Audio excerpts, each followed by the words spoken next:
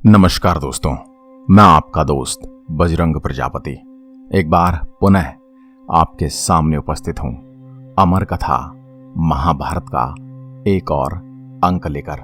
पिछली वीडियो में हमने जाना कि किस प्रकार महाभारत युद्ध में किन 5 योद्धाओं को छल या कपट से मारा गया। मतलब कि उन्हें मारने के लिए छल, कपट और धोखे का सहारा लिया गया। उसी कड़ी में आगे बढ़ते हुए आज हम एक और ऐसे योद्धा की बात करेंगे जिसे महाभारत युद्ध में आप कह सकते हैं कि धोखे से मारा गया। आज की वीडियो में मैं सिर्फ एक ही योद्धा का जिक्र करूंगा क्योंकि इस योद्धा के बारे में बातें थोड़ी लंबी हैं। इसलिए बाकी बचे योद्धाओं के बारे में जिन्हें छल कपट से मारा गया मैं एक और वीडियो बनाऊंगा। तो आज की वीडियो शुरू करते हैं और बात करते हैं कौरवों के तीसरे प्रधान सेनापति के। 2 परशुराम शिष्य पितामह भीष्म और गुरु द्रोणाचार्य इस युद्ध से बाहर हो चुके हैं और अब बारी आती है तीसरे परशुराम शिष्य की, यानी अंगराज कर्ण की। महाभारत युद्ध में कर्ण एक ऐसा योद्धा था जिसका लोहा पूरी दुनिया मानती थी। उसने अपनी विजय यात्रा के समय भारतवर्ष के अनेक योद्धाओं को पराजित कर दिया था और यही कारण था कि कौरव सेना इतनी विशाल और समृद्ध थी। कर्ण ही के कारण उनके योद्धा कौरवों की ओर से युद्ध में शामिल हुए थे। कहने को तो ये कुंती के पुत्र थे, पर इन्हें कुंती पुत्र होने का कोई लाभ नहीं मिला और जब इन्हें अपनी असलियत का पता चला तो बहुत देर हो चुकी थी। अपने बारे में इन्हें ऐसे समय में जाकर पता चला जब युद्ध का बिगुल बज चुका था और अब युद्ध को टालने की आखिरी संभावना भी समाप्त हो चुकी थी और वे पांडवों में अपने अनुजों को देखने लगे थे। यही कारण था कि इन्होंने सभी पांडवों को इस युद्ध में जीवन दान दिया। एक बार तो इन्होंने अर्जुन को भी जीवन दान दिया।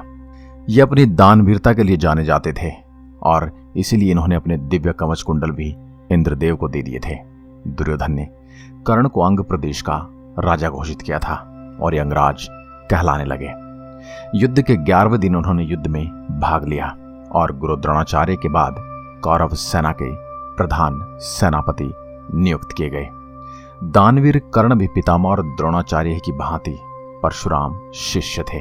वे निडर, युद्ध निपुण और अर्जुन को अपना परम शत्रु मानने वाले थे। इन्होंने पांडव सेना के अनेक योद्धाओं का वध किया जिसमें भीमपुत्र घटोत्कच भी शामिल था। अर्जुन युद्ध के कई दिनों तक कर्ण से सीधे युद्ध करने से बचते रहे।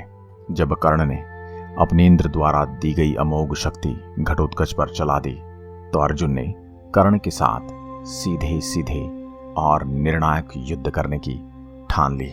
युद्ध के 16वें दिन एक समय ऐसा भी आया जब कर्ण ने अर्जुन को लगभग मार ही दिया था, परंतु सूर्यास्त होने के कारण कर्ण ने अपना बाण रोक लिया।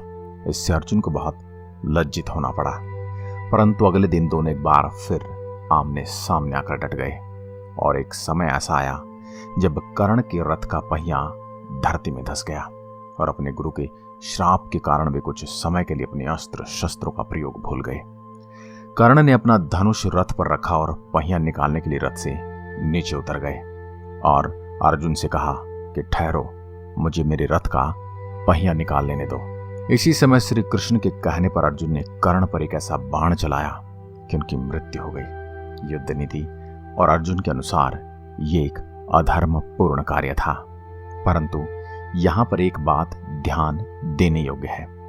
कर्ण जब तक अपने रथ पर था तब तक उसे पराजित करना बहुत मुश्किल था और साथ ही जब तक उसका दिव्य विजय धनुष उसके हाथ में था उसको हराना असंभव ही प्रतीत होता था। ऐसे में अर्जुन के पास यही एक ऐसा अवसर था जब वह कर्ण का वध कर सकता था, क्योंकि न तो वह रथ पर था और न ही उसके हाथ में विजय धनुष था। इसलिए उसने ऐसा किया भी। कर्ण भी जानता था कि उसने जाने अनजाने में कई पाप किए हैं जो कभी न कभी उसके मार्ग का कांटा बनेंगे।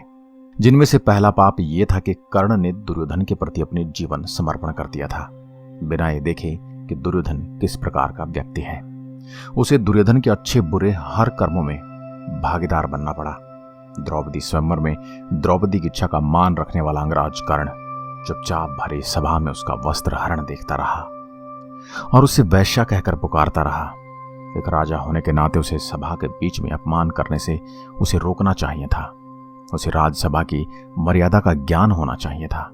और दासी या शूद्र या सूत पुत्र का जीवन कैसा होता है, ये कर्ण से बेहतर कौन समझ सकता था। कर्ण को एक दासी या फिर दासों का भी मान रखना चाहिए था। कर्ण की एक और गलती थी। दिन था युद्ध का 13वां दिन। चक्रव्यूह की रचना हो चुकी थी और अभिमन्यु चक्रव्यूह में प्रवेश कर चुका था। अभिमन्यु अपने पराक्रम से सभी योद्धाओं को घायल कर चुका था और वह एक सिंह की भांति वहां पर दहाड़ मार रहा था। ऐसे समय में कर्ण ही वह व्यक्ति था, कर्ण ही वह योद्धा था जिसने अभिमन्यु का धनुष काटा था। और आपको जानकर हैरानी होगी कि अभिमन्यु का धनुष कर्ण ने सामने से नहीं बल्कि उससे आंखें चुराकर उसके पीछे से वार करके काटा था। जो लोग ये कहते हैं कि अर्जुन ने निहत्थे कर्ण पर बाण चलाया, तो वो जान ले कि अभिमन्यु को कर्ण ने निहत्था भी बनाया और उस निहत्थे योद्धा पर उसने वार भी किए थे। और यहां एक बात और ध्यान देने वाली है कि अभिमन्यु युद्ध करने के लिए वहां उपस्थित था और बाकी 8 महारथी उस पर एक साथ आक्रमण कर रहे थे, जिनमें से एक अंगराज कर्ण भी थे। जिस समय अभिमन्यु पर कर्ण ने तलवार चलाई थी, उस वक्त वह निहत्था भी था, घायल भी था, शस्त्रहीन भी था और रथहीन भी था। जो लोग युद्ध नीति और हार जीत की बातें करते हैं, उन्हें एक बात और मैं बता दूं कि अभिमन्यु की मृत्यु पर जश्न मनाना भी कहीं से नैतिक नहीं था। यह एक अनैतिक और एक नीच कार्य था जो किसी भी योद्धा को शोभा नहीं देता। इसलिए कर्ण की मृत्यु को छल कपट से मृत्यु कहने वाले लोगों को यह जानना जरूरी होगा कि छल कपट जब अपने साथ होता है तो हमें छल कपट नजर आता है, लेकिन जब हम छल कपट करते हैं तो हमें बड़ा ही आनंद आता है। कर्ण निसंदेह एक महान योद्धा था, परंतु अर्जुन में आजीवन सीखने की ललक थी, जबकि कर्ण के अहंकार ने उसे सीखने के मार्ग से दूर हटा दिया था। यूं कहिए उसके सीखने के मार्ग बंद हो चुके थे। कर्ण सदैव स्वयं को अर्जुन के लिए ही तैयार करते रहे, पर अर्जुन ने स्वयं को हर परिस्थिति के लिए तैयार किया। इसलिए अनेक विषम परिस्थिति आने के बाद भी नियति ने कर्ण की मृत्यु का मार्ग अर्जुन को दिखा ही दिया। बाकी इसके बारे में आपका क्या कहना है, हमें कमेंट करके जरूर बताइए। एक बार फिर मिलता हूं एक और ऐसी ही वीडियो के साथ। तब तक के लिए नमस्कार। जय हिंद, जय भारत।